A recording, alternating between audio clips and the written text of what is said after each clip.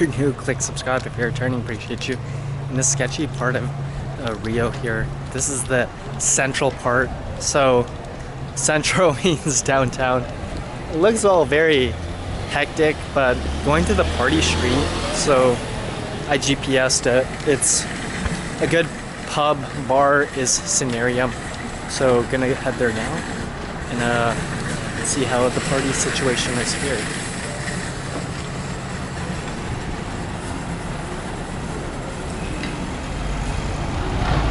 Sketchy part of town.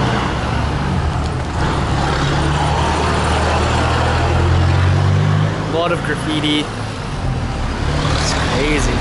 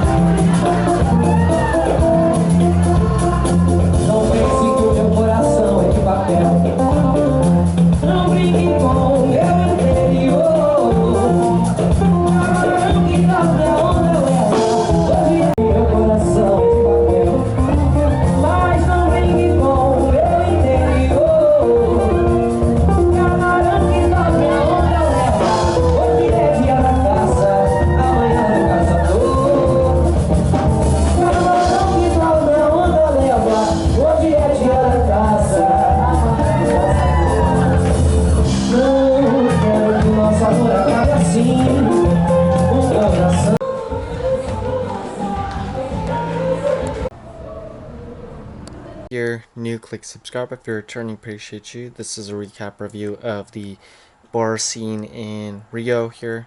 So as recommended from my friend who's Brazilian, who ended up staying in Rio for a couple of months on a business trip, he was telling me that a hand select few bars in the Lapa area is the must go to spot to go out and about. When it comes to Brazil, they're big on bar culture. So when you go from your accommodation, whether you're going from your apartment, there's a lot of bars where they do casual drinking, eating, just chatting with people and such. So this part of the Rio area, because Rio is pretty massive, it has like 3 million plus people proper. In the surrounding areas, there's like hundreds of thousands. I would say that Lapa area is close to the airport. It's kind of like the area that's away from the beach, and yeah, it's sort of like their entertainment hub, I guess. But the weird thing is, so on the street, it wasn't super busy, but it can get really busy during like the weekends. I went during like the week, so that kind of has a contributing factor. At like 1 o'clock, yeah, the scene wasn't too packed, but the thing is though, like I'm going during the week, I'm flying out, blah blah blah, so it's kind of different. There's other things that I want to mention as well. Rio, they got like cool holidays or just like carnivals, festivals There's like Rock in Rio, that's a music festival. They got Carnival, which is kind of like a huge celebration where people are wearing scantily clad items and such. So this area in particular, I would say it's probably, if you're gonna decide when traveling to Brazil, uh, probably split it up in the sense that you spend half your time in this bar area, Lapa, central away from the beach, and then half of it like um, in the other beaches, so that like you can just like after you like get up, you just go to the beach, you chill, tan and such, and then you explore like the beach. Um, if I were to go back for like a couple months, I would probably do like a week at one beach, week at another beach, week at another beach, and then afterwards, like 2 weeks in the bar area, just to kind of get a flavor of like the downtown and each respective beaches, and then kind of get my thoughts going for it. That's what I was thinking typically, because when my accommodations, like taking a cab, it's like legit 20-30 minutes, so it's kind of far away. Cab prices are very little in cost. It's like $10. For me, at least, it's nothing, but for a resident, it's kind of a lot. Um, yeah, in terms of like the bar scene, it's like a restaurant, drinks, and then afterwards they have entertainment involved, whether it be live music, live dancing. Uh, yeah. In terms of a review of like that bar street, it seems like it can get really like unique where a lot of women are going there. I went during the week, so obviously there were many younger individuals. But yeah, from what I've noticed, like the younger individuals during the week, they go to the bars close to their house, and then this uh, downtown, like centralized, like downtown area, it's reserved for like adults during the week, and then weekends, like when the kids don't have school and such. Like it sort of seems like that. So just be mindful of what day of the week that you're going. I'll put a list of like all the bars that I got a list of where to go. And yeah, in terms of I had fun. The food was like okay. Um, I enjoyed the drinks and yeah, like in terms of just like how they're like because this was a live entertainment situation. What they do is they give you a like you show your ID, and then they give you a card, and then if you sit down or get served by a host, they take your card and they pretty much like keep a tab, so to speak, of the drinks you've had, the food you've had, etc., etc., and then you're free to roam around, so that they manage who orders what. So it's not like a hectic like you go to a bar and like you get served. It's a very classy kind of like methodology of how they serve you, and then when you're finished, you give them that card that they've been scanning and such, and then you pay in full and the entrance fee, etc. So, um, from what I remembered, when you enter, they hold on to your ID, I believe, and then um, you get it back after you give that like uh, establishment card.